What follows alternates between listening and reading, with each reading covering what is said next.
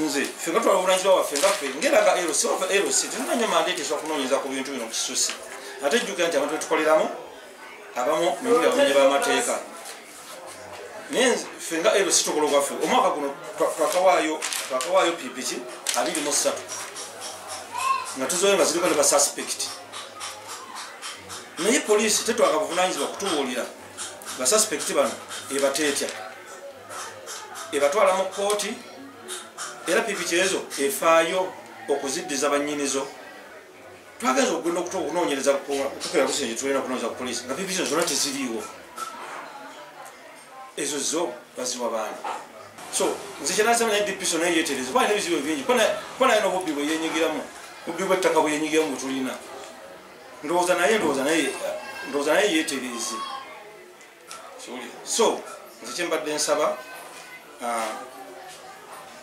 nga poliisi tulina kukwatagana ng'abakulembeze tulabe nga obumenyi bw'amateeka